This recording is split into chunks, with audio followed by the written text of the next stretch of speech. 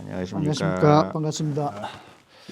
더불어민주당 이재명 대선 후보가 문재인 정부의 최대 실패로 꼽히는 부동산 정책과 확실하게 선을 그으며 차별화 전략을 구사하고 있는 모습을 보이고 있습니다. 특히 주택 공급 확대의 필요성을 강조를 하면서 문재인 정부의 규제 강화 중심의 부동산 정책을 정면으로 비판하는가 하면은 또 집값 폭등을 막겠다며 대출 규제를 꺼내 들었던 문재인 정부에 대해 현실을 모르는 것은 잘못이 아니라 죄악이라고까지 이 혹평을 이어가고 있습니다. 이 점 어떻게 좀 보고 계십니까?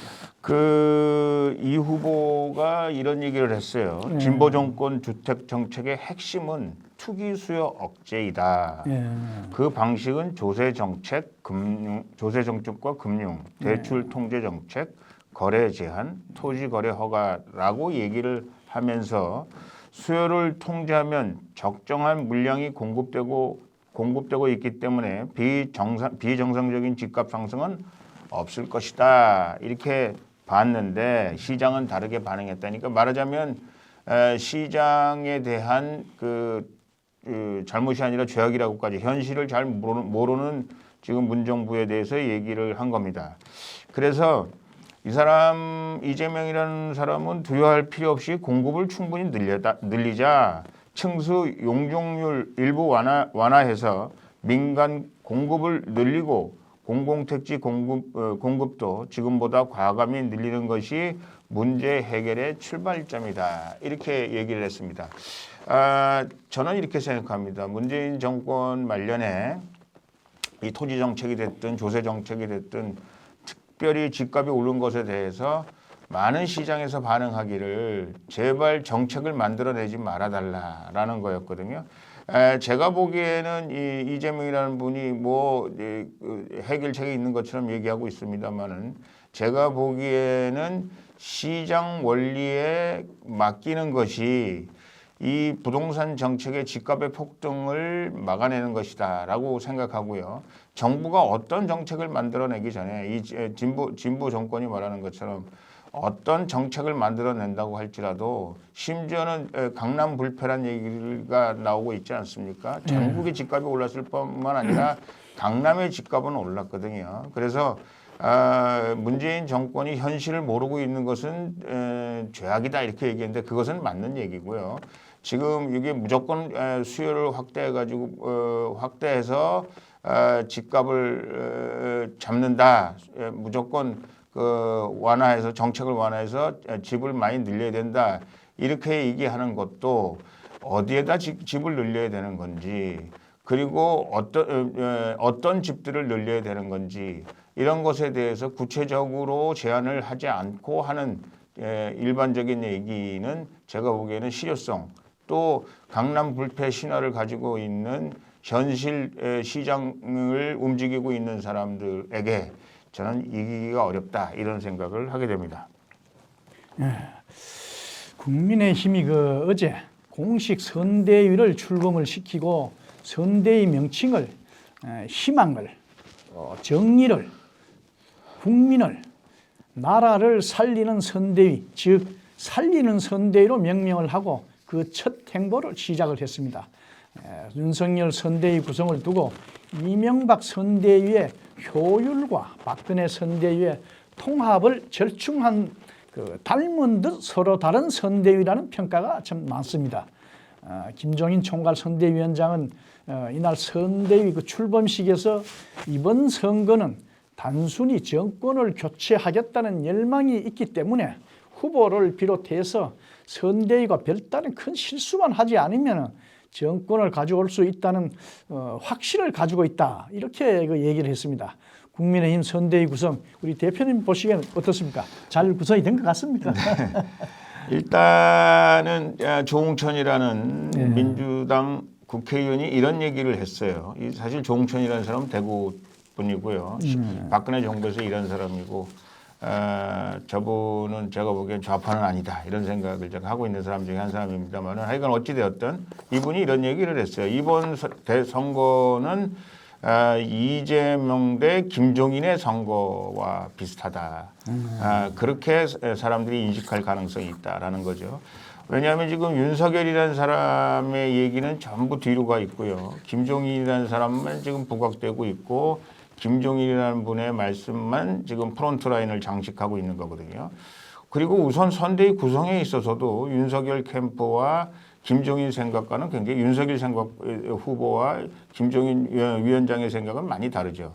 김종인 위원장은 일사불란하게 해야 된다. 이게 원팀으로 일사불란하게 자기 일들을 자기가 맡은 바 소임을 최선을 다해서 해야 된다. 이렇게 얘기하고 있는데 이거는 제가 보기에는 하여간 좀 나중에 그 설명을 드리겠습니다만 문제가 있고요. 또 윤석열이라는 분은 후보는 얘기하기를 이거 이제 한 사람이 일사불란하게 뭘 하는 시대는 지났다. 여러 사람의 지혜를 모으는 것이 중요하다. 이제 이렇게 여러 번 얘기했음에도 불구하고 김종인 위원장은 지금 일사불란함을 지금 얘기하고 있지 않습니까? 예. 그리고 이거 일사불란함에 있어서 몇 가지 문제가 되는 것을 제가 말씀을 드리겠습니다. 우선 첫 번째 가장 큰 문제는 김병준 또를 비롯한 주변에 있는 사람들과의 불화가 가장 큰 문제 중에 하나죠. 여러분들이 아시다시피 이 김한길은 아예 지금 이름을 올리지도 않고 있고요. 그리고 김병준은 뭐 나는 할 말이 없다. 그 사람들 상관하지 않는다. 그 사람들 하는 얘기를 뭐 하면 된다. 이렇게 얘기하지만 총괄 선대본부장으로서 독점적인 지위를 가지고 선대위를 구성하고 할 것이다, 운영할 것이다라는 거죠. 그런데 지금 김병준 위원장과 지금 삐걱거리고 있는 가장 큰 이슈는 뭐냐면 저희가 말하는 이런 자유, 경제 자유, 그리고 개인의 자유, 그리고 뭐 그 더 나아가서 종교의 자유나 교육의 자유나 뭐 이런 자유 문제가 종인 위원장과 특히 이제 경제 문제에 있어서 경제민주화와 자유시장에 맡기는 김병준 간의 갈등이 상당히 심각하고요. 또 그것이 언론에 많이 노출되고 있어서 김종인이라는 사람이 지금 얼치기 미국의 무슨 이론가들을 데려다가 시장에 의해서 뭐 경제가 자유롭게 움직이는 것을 뒷받침해야 된다 이렇게 말하는 정부는 이건 잘못된 것이다. 이건 바보 같은 짓이다. 뭐 이렇게 하면서 김병준과 또 김병준의 그 자유시장 논리, 자유주의 이것은 이 윤석열과 좀 가까운 것 같거든요. 네, 그렇죠. 이런 것을 김종인 위원장은 한마디로 폄하하고 또 그렇게 돼서는 안 된다. 이른바 본인이 말하는 경제민주화가 결국은 나라를 살리는 길이다. 뭐 이렇게 지금 얘기를 하고 있어서 거기에 있어서 이 김종인 위원의 총괄선대위가 앞으로 어떻게 삐걱거릴 것인가라는 것에 대해서도 상당히 걱정이 많이 되죠. 또 김종인이라는 분의 또 걱정은 뭐냐면 안철수에 대한 생각입니다. 안철수에 대한 생각은 뭐냐면은 안철수라는 사람이 이렇게 쉽게 그냥 우리가 정치판에서 쓰는 말로 의하면 이제는 존재감조차 없으니 기어 들어와라 이제 이런 얘기잖아요. 4% 5%밖에 안 되는데 기어 들어와라 이제 들어오지 이제는 뭐 내가 그 사람 만날 필요도 없고 관심도 없다. 거기다가 이준석 그 당 대표는 뭐 거기 거강꾼 끼어드는 거 꼭 보기 싫다. 뭐 이런 식으로 말하자면 안철수를 폄하하고 있죠. 그러나 당내에서조차 여러 초선 의원들을 중심으로 해서 안철수가 필승이다 이렇게 얘기하고 있는 겁니다. 안철수를 들어와야 된다는 것이죠. 더 나아가서 홍준표와 유승민, 홍준표가 굉장히 이번 선거에 또 다른 핵으로 등장할 수 있고 또 많은 분들이 말씀하시기를 홍준표가 총괄선대위원장을 했었으면 이번 선거는 아주 쉽게 이길 수 있었을 것이다. 이렇게 얘기를 하는 사람들도 많이 있거든요. 그런데 이런 문제들에 대해서 김종인이라는 사람이 모든 권한을 다 가지고 있고 또 이런 문제들에 대해서 아주 남들의 의견에 대해서 일벌백계로 일괄해서 아주 뭐 칼로 두부 몸에 잘라내듯이 날카롭게 절단하고 있는 이런 것들이 제가 보기엔 상당히 큰 문제가 아닌가 이런 생각을 제가 하고 있게 되는 것입니다. 그래서 이 안철수 문제와 김병준 문제에 대해서 앞으로 이분들이 어떻게 김병준이라는 사람이 어떻게 처리할 것인가, 김종인 죄송합니다. 김종인이라는 사람이 어떻게 처리할 것인가, 또 김종인 홍준표 문제가 어떻게 처리될 것인가를 김종인 위원장이 자기 입을 통해서 지금 얘기하고 있는데 실질적으로 그 안에 있는 구성하고 있는 사람들의 생각과는 좀 다르게 지금 진행이 되고 있어서 이 선대위가 앞으로 그 일을 어떻게 해결해 나갈 수 있을까 하는 것이 제일 큰 걱정거리입니다. 마지막으로 걱정거리 하나는 이런 거죠. 이거는 정권을 교체하겠다는 열망이 높다. 이건 맞습니다. 50%가 넘는 국민들이 계속 정권을 교체해야 된다고 얘기하고 있죠. 그래서 큰 실수만 하지 않으면 정권을 가져올 수 있다는 확신을 가지고 있다. 김종인이 이렇게 얘기했습니다. 그러니까 웬만하면 무조건 이길 거니까 걱정하지 마라 이런 거거든요. 우리 한일 간에 축구할 때 제일 우리가 경계해야 될 게 뭔 거죠? 뭐죠? 우리가 이른바 말하는 침대 축구죠. 침대 축구라는 건 뭐냐? 될 수 있으면 우리가 이제 우위에 있기 때문에 결국은 우리가 어떻게 하든지 기본적으로 수비만 잘하면 우리가 가지고 있는 지주율만 잘 유지하면 무조건 우리가 축구 이길 수 있다 이렇게 생각하는 거잖아요. 그것이 호된 비판을 받은 것이 유럽식 축구, 브라질식 축구인데 이건 뭐냐? 최대의 공격이 결국은 가장 큰 수비다라는 거죠. 저는 이번 대선이 결국은 김종인 비대위원장처럼 이거 다 된 거니까 누가 코만 안 빠뜨리면 된다. 우리가 이거 다 된 거니까 서로 큰 실수하지 않도록 하는 것이 좋겠다. 그리고 그러면 우리가 무조건 정권을 가져올 수 있겠다. 천부당 만부당하신 말씀이라고 생각하고요.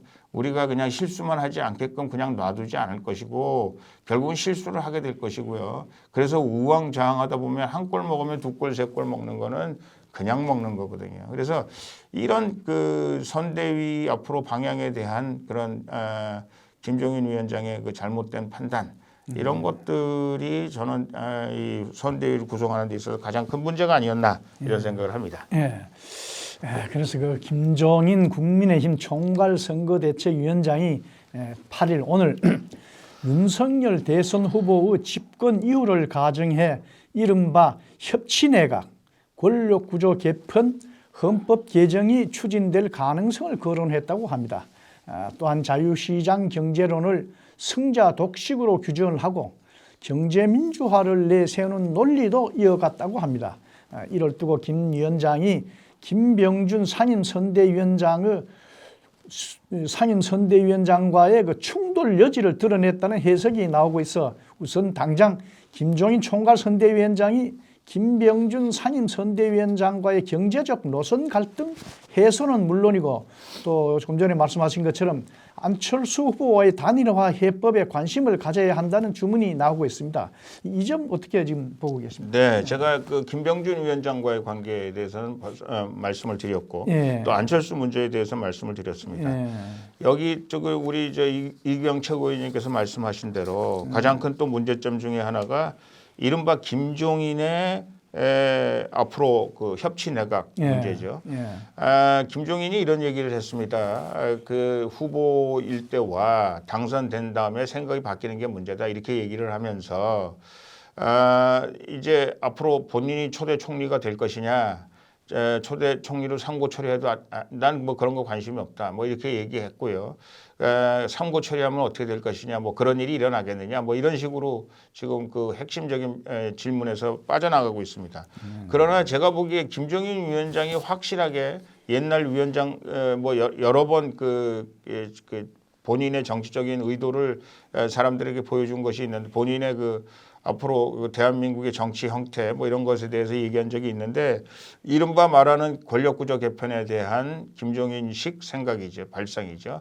이것이 제가 보기에는 어떤 형태로든지 간에 우리 윤석열 후보에게 전달을 했을 거다. 저는 그런 생각을 하고요. 아마 윤석열 후보는 나는 그런 얘기 못 들었다. 이렇게 얘기할 가능성이 있을런지도 모르나 그러나 이 노회한 김종인 위원장이 어떤 형식으로든지 본인의 말에 그 얘기를 실었을 겁니다. 말하자면 협치 내각 뭐 예를 들면 권력구조 헌법 개정 뭐 이런 얘기들을 했을 거라고 얘기를 저는 생각합니다.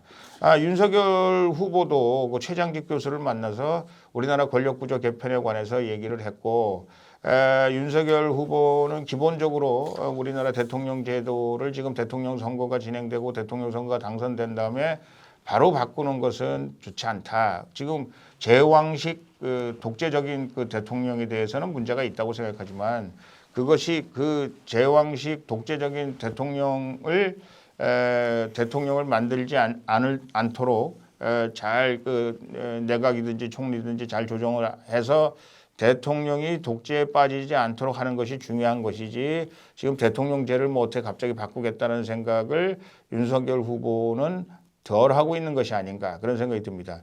여러분 잘 생각하셔야 돼요. 대통령이 될 가능성이 있는 1등, 2등 후보는 대통령제에 대한 강력한 욕구가 있습니다. 왜냐하면 국민들이 그것에 대해서 반대한다고 할지라도 국민들에게 이것은 대통령제는 결국 독재로 흐를 수 있기 때문에 제왕적 대통령이 될 수 있기 때문에 이거는 개선해야 됩니다. 이렇게 얘기하는 것이지 그것이 말하는 이른바 협치 내각이니 아니면 내각제니 이런 것으로 연결되어 있는 것은 아니다라는 생각이 듭니다. 여러분들 많은 후보들을 보면요. 대통령 후보들 보고 대통령에 관심 있는 사람들 보면 그 사람들이 대통령이 될 가능성으로부터 많이 멀어져 있을 때는 이른바 협치내각이니 국무총리제니 무슨 내각 책임제니 뭐 권력의 분산이니 뭐 이런 걸 얘기합니다. 그러나 권력의 중심에 가면 갈수록 그 사람들이 대통령 중심제에 대한 뭔가 대통령이 그 좋은 이상과 좋은 아이디어를 가지고 휘두른다면 결국은 나라가 오히려 더 잘 될 수 있지 않을까 이런 생각을 하고 심지어는 그 박정희 대통령의 그 위대한 경제적인 업적은 이른바 박정희 대통령이 가지고 있었던 대통령의 그 권력, 힘센 권력, 그것을 추진해 나가는 대통령의 추진력 이런 것들이 오늘날 대한민국 경제를 발전시켰다. 그래서 그런 대통령이 필요할 수도 있겠다 이런 생각을 내심 많이 하고 있는 거죠. 제가 지금 드리고 싶은 말씀은 김종인 위원장의 가장 큰 선대위원장으로서 또 대통령이 윤석열 후보가 당선됐을 때 김종인 위원장이 가지고 있는 가장 큰 이 걱정거리는 바로 김종인 위원장이 말하고 있는 이 협치의 문제죠. 내각에 힘을 실어주고 대통령의 힘을 빼고 또 저분은 이제 정계 개편까지 얘기하고 있지 않습니까? 야권에 지금 야권이 되면 야권 사람들을 데려다가 어떻게 협치 내각을 만들 것인가? 그건 뭐 나쁜 얘기는 아니죠. 왜냐하면 지금 180명이나 되는 지금 여당 민주당 의원들을 가지고 대통령이 효율적으로 대통령을 한다는 것은 쉽지 않을 것이라는 것은 뭐 누구나 다 잘 알고 있기 때문에 그런 것 자체는 제가 보기에 별 문제가 없을 것이다라는 생각을 합니다. 그러나 윤석열과 최장직 교수와 만나서 한 얘기가 뭐냐면 지금의 내각 총리 제도를 조금만 고치고 또 지금 총리에게 권한만 조금 더 가면 우리가 내각제를 겸비한 대통령 힘을 빼고 내각의 힘을 가지고 있는 그런 내각제 실질적으로 내각제 요소를 우리가 가지고 있지 않습니까? 왜냐하면 현재 국회의원이 당선되면 내각으로 들어가서 장관도 하고 또 당선되면 또 그 총리도 되고 뭐 이런 내각제적인 요소를 가미하고 있기 때문에 이거를 잘 활용하면 대통령제에서 대통령이 그 제왕적 대통령이 아닌 내각제적인 요소, 내각제라는 건 우리 말하면 평의회나 비슷해서 모든 사람 얘기를 수렴하고 협동하는 그런 정부를 만들 수 있지 않겠느냐 이렇게 얘기합니다. 여기에 가장 큰 모순은 뭐냐면요. 대통령이 당선되면 힘이 확 쏠리기 때문에 아무리 총리에게 힘을 준다고 해도 그 총리가 자기 역할, 말하자면 내각제에서의 총리의 역할을 할 수가 없는 거죠. 여러분 잘 아시다시피 DJP 연합을 해서 JP가 총리가 됐습니다. 역대 총리 중에 가장 큰 힘이 센 총리 중에 한 사람이 DJP 연합할 때 김종필 총리였어요. 사실 박정희 대통령 시절의 총리도 지금 그 DJP 시절의 총리만큼 힘이 없었어요. 그런데 JP가 그때 자기 주변 사람들한테 털어놓은 얘기가 있어요. 대통령 중심제에서 총리라는 것은 대통령 수석 비서관 받아도 못한 진짜 실질적인 영향력이나 결정 말하자면 결정할 수 있는 자기의 힘이라는 것이 그 수석 보좌관 하나만도 못한 총리일 수밖에 없다라는 얘기를 JP가 그 주변에 있는 사람들한테 넣어놨다는 거죠. 뭐 JP한테 이거 대통령한테 얘기해서 이걸 해야 됩니다.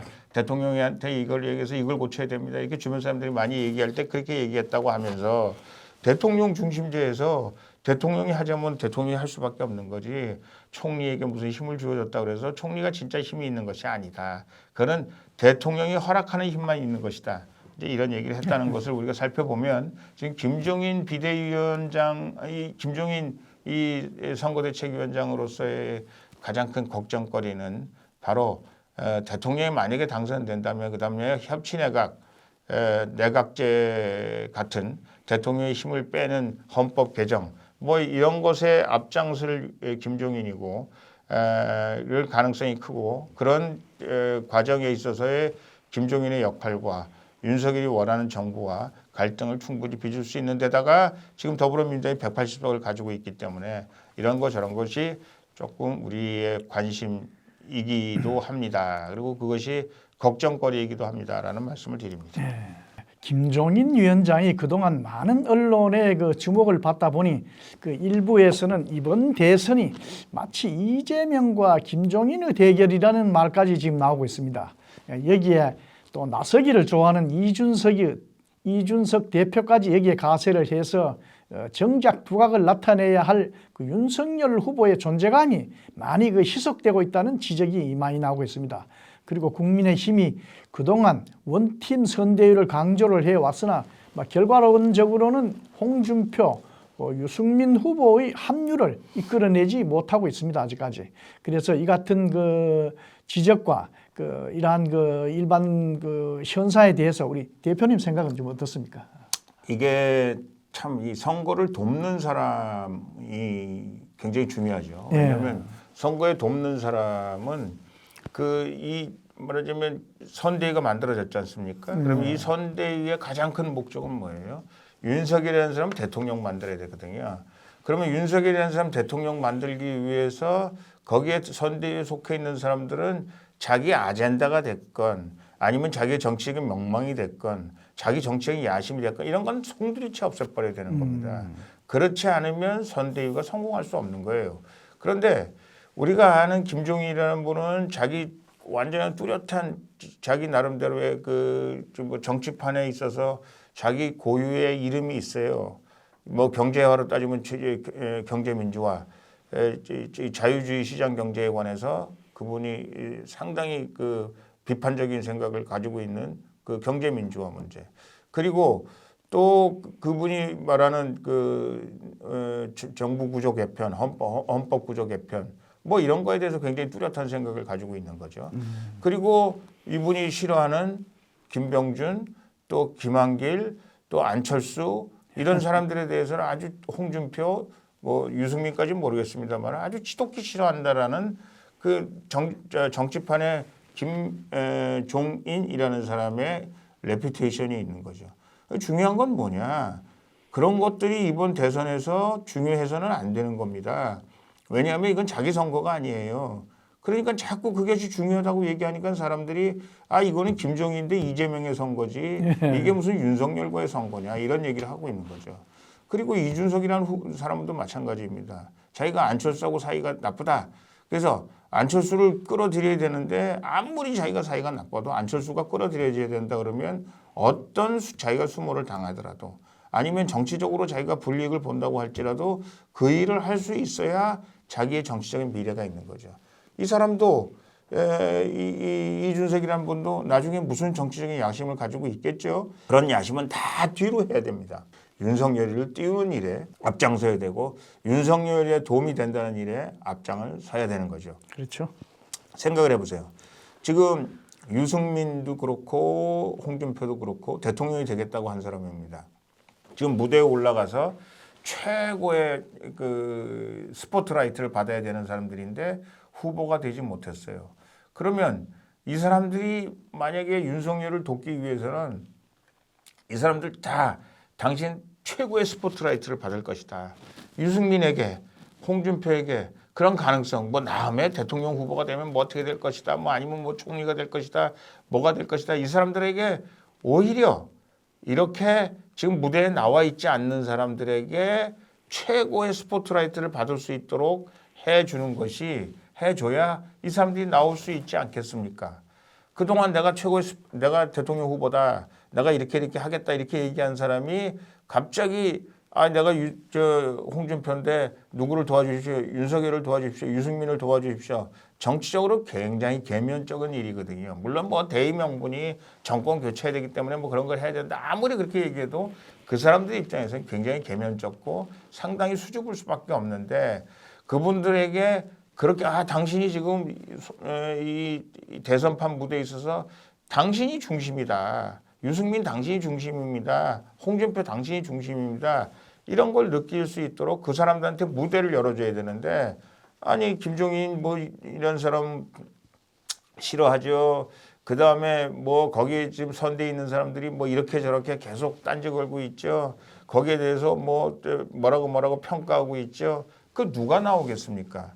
그러면 진정한 의미의 통합선대위라는 것은 유승민, 이준석이 거기 들어가서 통합선대위가 아닙니다. 홍준표, 유승민이 들어갈 때 통합선대위가 되는 것이고, 그런 통합선대위가 안 되기 때문에 지금 선대에 대해서 사람들이 우려를 많이 하는 것이다. 하나는 김종인의 지나친 독주로 윤석열이 보여지지 않는다는 거. 거기에 아주 조연 역할을 충실히 하고 있는 사람이 이준석이죠. 윤석열 보이지 않는데, 보이지 않게 하는데, 그러니까 조연 역할을 잘하고 있는 사람이 뭐다라는 거고요. 통합선대위가 되기 위해서는 반드시 홍준표는 끼어져야, 홍준표가 어떤 형태로든지 간에 이 선대위에서 선대위에 나타나야 통합선대위가 되는 것이다라는 말씀을 드리는 겁니다.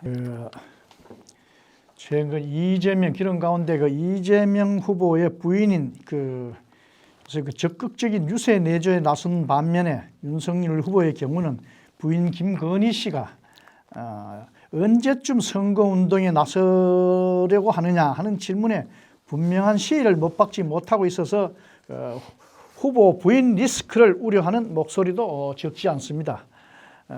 특히 추미애 전 장관이 줄리에 관한 페이스북 글에 대해서 국민의힘이 인격살인이라고 하는 가짜 뉴스라면서 법적 대응까지 지금 예고를 하고 있는 그런 상황입니다. 이 부분에 대해서는 또 어떻게 지금 평가를 하고 계십니까? 이게 사실은 대선에 있어서 부인의 역할, 국회의원 선거에 있어서도 부인의 역할이라는 건 굉장히 중요한데, 대선에 있어서 부인의 역할이라는 건 굉장히 중요한 거죠. 그런데 임태희라는 사람이 뭐 그런 얘기를 했더군요. 김건희가 윤석열의 정치에 반대하기 때문에 커튼 뒤에서 내조할 것이다, 이렇게 얘기하고 있습니다.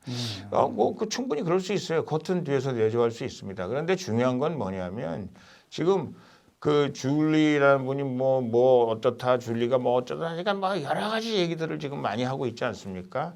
그리고 추미애가 페이스북에 뭐라고 썼고, 그리고 지금 국힘당에서는 이게 가짜 뉴스다, 인격살인이다, 뭐 이렇게 얘기하고 있는 상황에서 줄리가 나는 커튼 뒤에서 뭘 하겠다, 난 정치에 반대했기 때문에 아니다. 이거는 국민들 설득력이 조금 떨어질 것 같아요.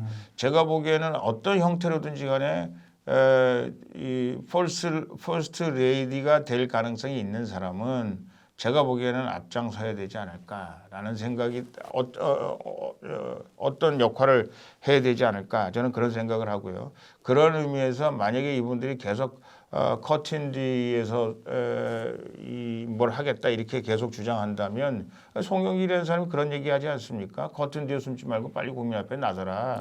그리고 국민과 언론 앞에 여러 가지 일에 대해서 자기 이름으로 한번 밝혀봐라. 이제 이런 얘기를 하고 있는 거 아닙니까?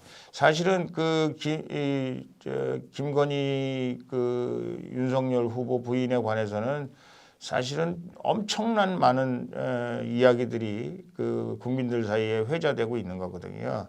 그래서 어찌되었던 그것이 해소가 되지 않으면 결국은 추미애를 고발하고 무슨 국힘당이 무슨 인격살인이니 뭐 어쩌니 이렇게 얘기하는 것만 가지고는 지금 부인 때문에 일어나고 있는 여러 가지 그 설왕설래한 얘기들을 꺼 나가기는 굉장히 어려울 것이다라는 생각이 들고요.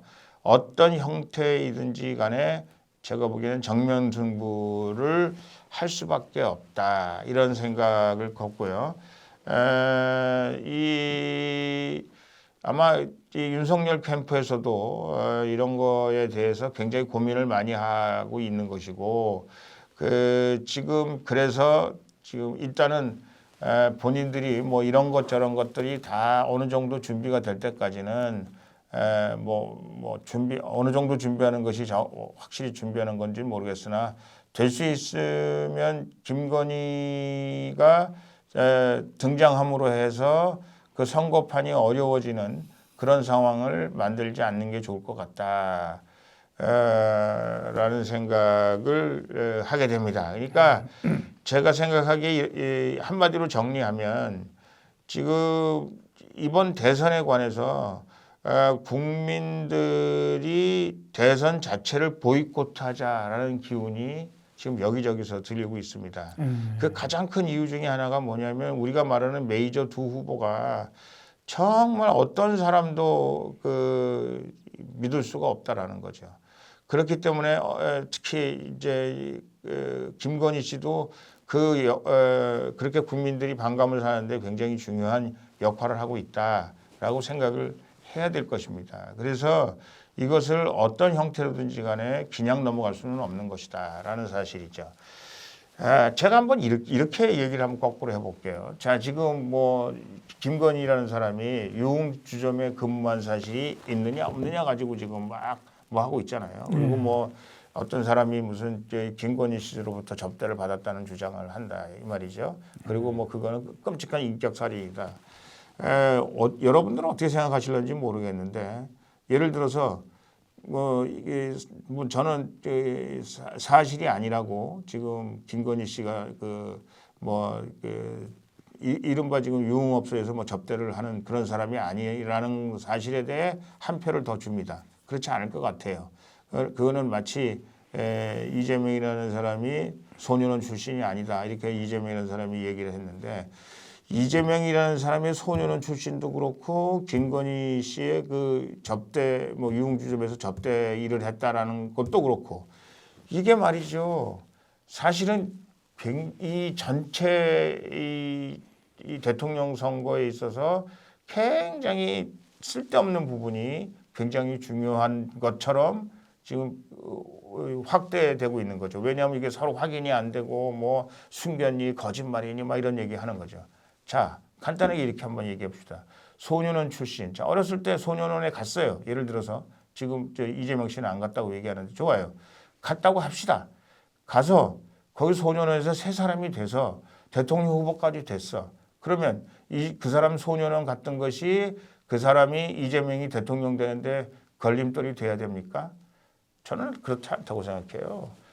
그것이 어떻게 보면 인간 승리의 얘기일 수도 있는 겁니다. 아니 어렸을 때 소년공이 아니었고 소년원에서 뭘 보냈다. 근데 아니 그러니까 제가 말하는 건 이재명이 그렇게 얘기하는 거죠. 나 그런 시절이 있었다.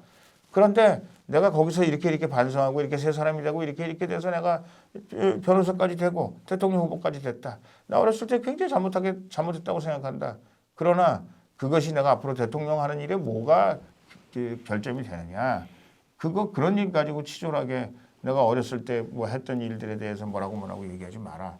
오히려 이렇게 만약에 였다면 그렇게 접근하는 것이 어떨까. 저 같으면 그렇게 접근할 것이다. 김건희 씨도 마찬가지예요. 아니 그랬으면 어떠냐. 에? 지금 사실 또 유흥업소에 종사한 사람들도 굉장히 많잖아요. 아니 유흥업소에 종사한 사람이 예를 들어서 그거 자체가 사람들한테 비난받는 직업이라고 한다고 해서 그 비난받는 직업의 만약에 아니더라도 만약에 그 비난받는 직업을 가졌었다고 할지라도 그런 과정을 거쳐서 젊었을 때 그런 과정들도 있었는데 젊었을 때 그렇게 험악한 좀 비난받는 그런 직업을 한 적이 있다. 그런데 지금 생각해 보니까 그때 내가 젊기도 했고 잘 몰랐기도 했고 이제 많이 사람이 돼서 그런 일들에 대해서는 그런 앞으로 내가 뭐 그 젊은 시절로 돌아간다면 그런 일을 안 할 것이라든가 아니면 뭐 그런 일들에 대해서 더 뭐 창조적으로 뭐 그런 일을 했을 것이라든가 뭐 그렇게 얘기를 해서 자기 과거가 자기가 퍼스트 레디로서 뭐 앞으로 일하는데 발목을 잡지 못하도록 오히려 정면 공격을 하고 나가는 것이 옳은 것이다. 저는 그렇게 생각을 합니다. 이 공격을 그렇게 예를 들어서 뭐 술집에서 유흥업 주점에서 일했던 사람은 뭐 나중에 일하면 안 됩니까? 그거 말이 안 되잖아요. 그리고 소년원에 갔던 사람은 나중에 뭐 하면 안 됩니까? 사람이라는 건 12번 바뀌는 거예요. 여러분 잘 알다시피 저 유방도 있고 저 항우도 있는데 유방이라는 사람은 뭐 엄청난 사람 아니에요? 그 뭐 젊었을 때 맨날 술집 들어들고 뭐 그 여자친구들 사귀고 뭐 이랬던 사람 아니에요? 근데 뭐 유방이 저 나라를 저 창건하고 한 고조가 되고 그랬지 아마? 예. 그 무슨 그런다고 그래서 그 시대에는 뭐 직업의 규천이 없었고 그 시대에는 뭐 이런저런 무슨 뭐 정치판에 돌아다니는 마타도가 없었겠습니까? 그러나 결국은 그런 것들을 극복하고 훌륭한 사람이 되고 지도자가 됐다. 이런 것들이 강조될 수 있는 그런 문화도 만들어야 되고 또 그래서 사람들이 그런 것들에 대해서 그렇게 뭐 숨기고 거짓말하고 할 그런 필요가 없는 그런 정치판이었으면 좋겠다라는 정도의 말씀을 드립니다. 예.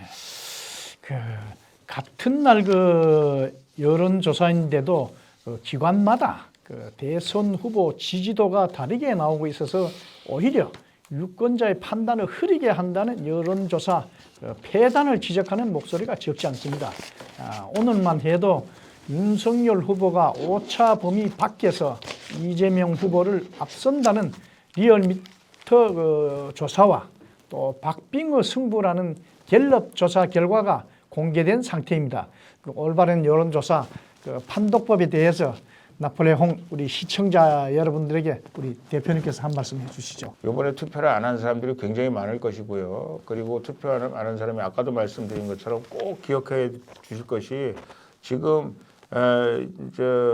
이 후보들을 불신해서 이제 선거 국민 저항권을 행사해서 이번 선거에 아예 참석하지 않겠다. 그리고 이렇게 엉터리 후보들을 내놓는 그 정치권에 대해서 우리가 국민 저항 운동을 펼치겠다 하는 사람들이 여기저기서 나타나고 있다는 사실을 우선 첫 번째 말씀을 드리고요. 자, 윤석열 후보가 지지율이 점점 이렇게 하락세가 주춤해서 뭐 갤럽 조사에 의하면 초접전이다. 36.4 대 36.3, 0.1% 차. 0.1% 차라는 건 뭐 누가 이기지 못한다는 거 아니겠습니까? 그래서 윤석열 후보는 뭐 리얼미터는 뭐 이재명 후보가 37.1, 윤석열 후보가 45.3, 뭐 오차범위 밖에 있다 뭐 이렇게 얘기했는데 이거 별 큰 의미가 없다라는 거죠. 그러나 우리가 중요하게 지금 여러분들이 이거 봐야 될 것은 뭐냐면 자, 우리 리얼미터에서 보면 일단은 20대 지지율이 뒤집혔다라는 거죠. 이 20대 지지율이 뭐냐면 지지 후보가 없다라는 겁니다. 20대, 40대 윤 후보는 50대 이상에서 지지율이 높았고 이재명 후보는 20대, 40대에서 지지율이 더 높았다. 그리고 윤 후보가 우세했던 20대에서 지지율이 역전돼서 윤석열이라는 사람이 20%였는데 이재명이라는 사람이 22.3%가 됐다. 이런 거에 좀 관심을 가져야 되는 거죠. 그러니까 젊은 사람들이 왜 말하자면 이재명 후보로 뒤집혔는가? 왜 그동안 윤석열 후보가 계속 이겼는데 졌는가? 20대, 40대에서 이재명 후보가 이기는 게 무슨 의미가 있는가? 뭐 이런 것이고요. 그 다음에 또 하나 우리가 관심을 가져야 될 게 차기의 대통령 선거가 정권 교체가 오르냐, 정권 유지가 오르냐. 정권 교체를 54% 얘기했어요. 그리고 정권 유지가 35.4% 얘기했습니다. 그러면 사람들이 언뜻 생각하기에 정권 교체가 54%나 되는데 윤석열 후보가 지금 40%대 지지율밖에 못 받으니까 정권 교체하겠다는 사람이 윤석열 후보를 다 지지해야 되는 거 아니냐 이렇게 얘기하는데 여기엔 두 가지 오류가 있습니다. 하나는 뭐냐면 결국은 두 가지 우리 관심 포인트가 있어요. 하나는 뭐냐면 윤석열 후보가 지지율이 높다고, 그러니까 지지를 정권 교체하겠다는 사람 열망에 부응하지 못한다 하는 측면을 우리가 하나 볼 수 있고요. 또 하나는 두 번째는 뭐냐면 이재명이라는 사람도 아까도 우리가 저 부동산세나 뭐 이런 데서 얘기를 했습니다만은 문재인 후보와 여러 가지로 차별화를 시도하고 있기 때문에 결국은 문재인 후보가 이재명 후보가 이렇게 얘기하잖아요. 그 윤석열보다 더 혁신적이고 더 경제 오리엔트돼 있고 더 국민에게 다가가고 이렇게 얘기하면서 문재인 정권과 이 말하자면 이 결별하겠다. 여러 가지로 잘하는 것에 대해서 결별하겠다 이렇게 얘기하고 있지 않습니까? 그것은 뭘 의미하느냐? 정권 교체해야 된다고 생각하는 사람들이 이재명이도 결국은 정권 교체에 버금가는 세력이다. 더불어민주당이긴 하지만 그래서 이재명이라는 분이 얘기했잖아요. 더불어민주당의 이재명이 아니라 이재명의 더불어민주당을 만들겠다. 그게 관전 포인트다. 그런 것들을 한번 생각해 보면서 봤으면 좋겠다. 이런 얘기입니다. 그리고 이제 또 관심이 있는 것이 뭐냐면 대통령 직무수행 평가가 대통령이 잘하고 있다가 37.2%고요. 대통령이 잘못하고 있다가 58.1%입니다. 예. 결국은 이것도 뭐냐면 대통령이 잘못하고 있다가 훨씬 높잖아요. 그렇죠. 근데 중요한 건 뭐냐? 대통령이 지금 말기에 이 사람들이 주장하는 것처럼 더불어민주당이 주장하고 청와대가 주장하는 것처럼 대통령 임기 6개월 정도 남겨놓고 아직도 대통령이 잘하고 있다가 37.2%를 기록하는 정권이 있었냐. 이런 정권이 없었다. 말하자면 지금 이런 상황에서 지금 37.2%의 문재인 정권은 지금 공고하다. 그러니까 말하자면 문재인 정권을 패싱하고 정권을 잡는 거는 굉장히 쉽지 않을 것이다라고 더불어민주당에서 이재명한테 지금 주문하고 있는 거거든요. 그런데 37.2%라는 지지율은 물론 대통령 잘못하고 있다가 훨씬 높긴 하나 대통령을 적극적으로 지지하는 층이 37.2%, 대통령 임기 얼마 안 놔두고 37.2% 이거는 의미가 있는 것이다. 이런 얘기를 합니다. 그리고 또 우리가 봐야 될 것이 지금 더불어민주당과 국민의힘의 정당 지지율, 정당 지지율이 한 5, 6% 정도 차이 나고 있지 않습니까? 이거는 의미 있는 차이라고 볼 수는 없는 겁니다. 왜냐하면 국민의힘과 더불어민주당이 사실은 37.4 대 31.8이라는 거는 결국은 그렇게 다수당이긴 합니다만은 집권 여당, 집권 야당이긴 합니다만은 그러나 37.4%나 31.1%는 국민의힘도 마찬가지고 더불어민주당도 마찬가지고 요것이 자기들의 정당 지지율이라면 대통령 선거를 앞두고 지지율이라면 좀 더 생각을 해봐야 된다는 거고요. 최소한도 이거 지금 두 개 합해봐야 지금 80%가 안 되잖아요. 네. 그래서 기본적으로 지금 뭐 국민의당이니 정의당이니 뭐 열린민주당이니 이 사람들이 가지고 있는 지지율이 지금 10% 가까이 돼요. 10%가 넘고 있다는 거 관심을 가지셔야 되고요. 정의당이나 열린민주당은 언제든지 더불어민주당으로 갈 수 있기 때문에 뭐 국민의당은 좀 그렇다고 칩시다. 이 3.9%, 4% 열린민주당이 하고 정의당이 4%씩 하고 있는데 이 사람들은 사실은 더불어민주당이 더 가까운 당이기 때문에 결국은 국민의힘의 입장에서 보면 지금 더불어민주당보다 몇 프로 더 앞서 있다라는 것이 지금 그렇게 만족스러운 그런 여론조사는 아니다라는 말씀을 드립니다. 여론조사가 제가 항상 말씀드립니다만은 결국은 박빙이 될 것이고요. 여론조사라는 거는 우리가 트렌드를 보는데 관심을 좀 가져야 될 뿐이지 여론조사가 곧 지금 당장 선거를 하면 그렇게 될 것이다 라고 얘기하는 것이 아니다라는 거죠.